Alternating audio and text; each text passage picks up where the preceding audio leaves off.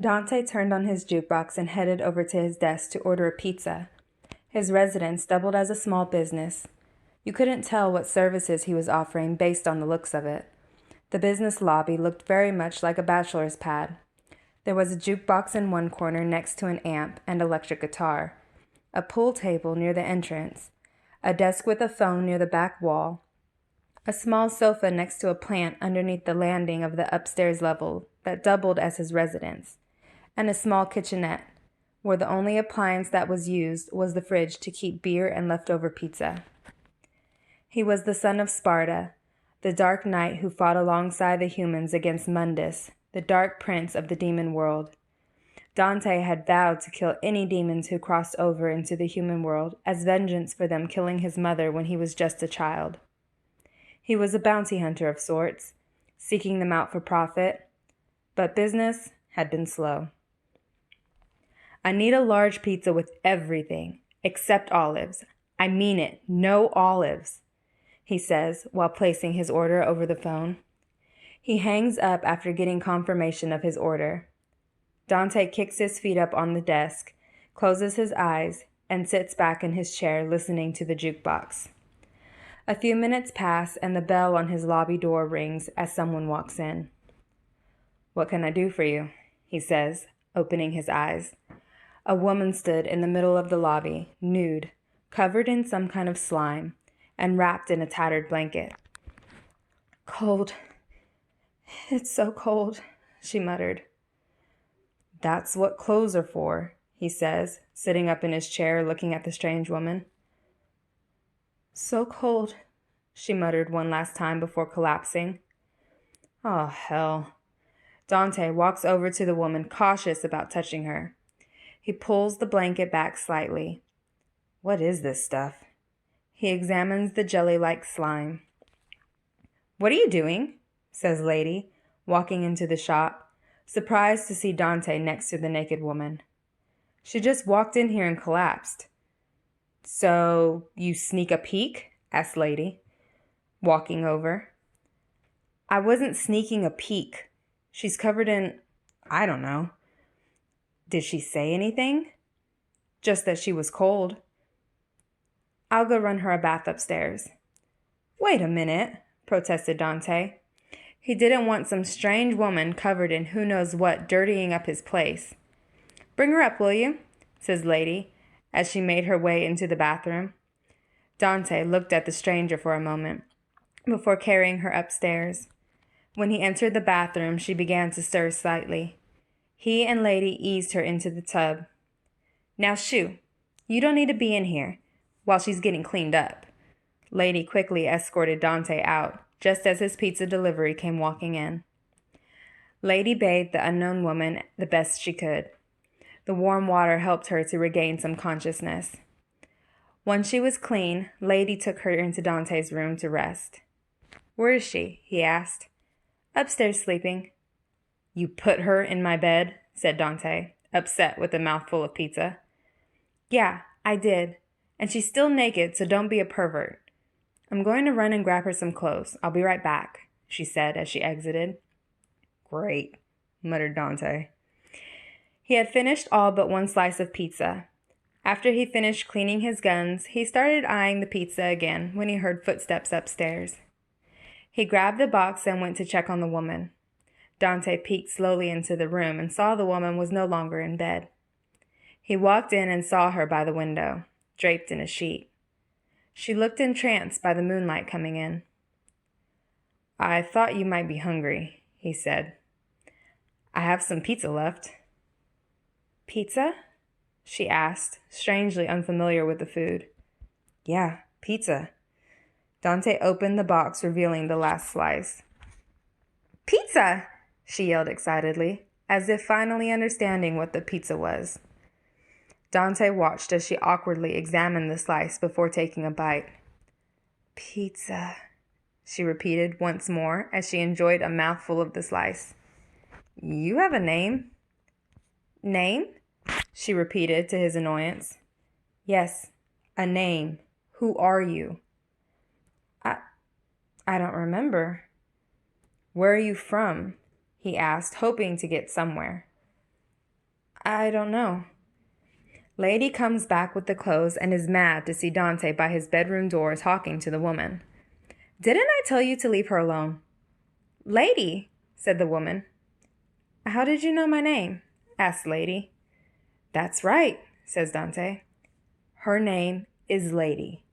My name is Man, she says excitedly, assured of her answer. Lady looks at him confused. No. Dante. Lady. Dante. What is your name? Emma? She smiled. Emma, confirmed Lady. Emma shook her head in agreement and dropped the sheet as she walked back over to the bed to take a seat. Dante quickly shielded his view. She's not shy, is she? It's like she doesn't understand, said Lady.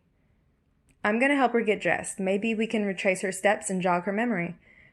Dante goes back downstairs and restarts his playlist on his jukebox. Lady tries to talk more to Emma while she helps her get dressed. We look about the same size, so I hope these fit. She pulled out a few shirts and bottoms. I love it, said Emma, looking over the clothes. She grabbed a long white t-shirt that knotted on the bottom and a pair of black leggings that were ripped on the thighs. Are these okay? She asked. Sure, I brought these for you. You're a good friend, Lady. Her speech was just as confusing as her origins. She spoke naively, but she seemed to be getting a slightly stronger grasp of it. They walked back down to the lobby where Dante was playing around with his pistols. Let's see if we can figure out what happened to you. Lady escorted Emma out the door and Dante turned. You coming? Do I have to? He asked. Lady crossed her arms and gave him a stern look. Fine, he said as he stood and holstered his weapons. Lady turned to see Emma had already started walking down the street. They were about 2 blocks away when she walked down an alley. Here, she said, pointing to the side of a trash can. Were you attacked? Asked Lady. No. There was darkness, then light, then cold. Dante looked around and didn't see anything. Neither did Lady. Just doesn't make any sense, said Lady. Get her out of here, said Dante suddenly. Why? Said Lady. Just get her away. Now. He unholstered his guns and walked deeper into the alley. Do you like milkshakes? Asked Lady. Emma wasn't sure she had ever had a milkshake. Let's go across the street, okay? They have the best milkshakes. Dante likes strawberry, but I think their chocolate ones are amazing. She quickly took Emma's hand and led her out of the alley across the street to the small diner.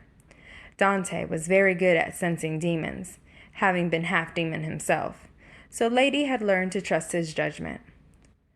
Come out, wherever you are, taunted Dante. Even with all this trash, I could still smell your stench. Don't any of you guys practice basic hygiene? A small, misshapen creature appeared in the shadows. Please, it begged. Don't hurt me. What are you doing here? Watching. Waiting, it hissed. For what? Asked Dante. The one with the pure blood. The girl? Asked Dante. Yes. And what do you want with her? Not me. The one with the shared blood. Dante huffed. Shared blood? Don't any of you guys speak proper English?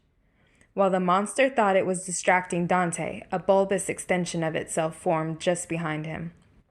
Just as the monster tried to swallow him, he turned, pulled his guns, and shot it through the head, disintegrating it into ash all over the alleyway. I hate puppet demons, he said as he exited out of the alley and made his way across the street to dinner. I just ordered you another strawberry shake. She drank the last one, informed Lady.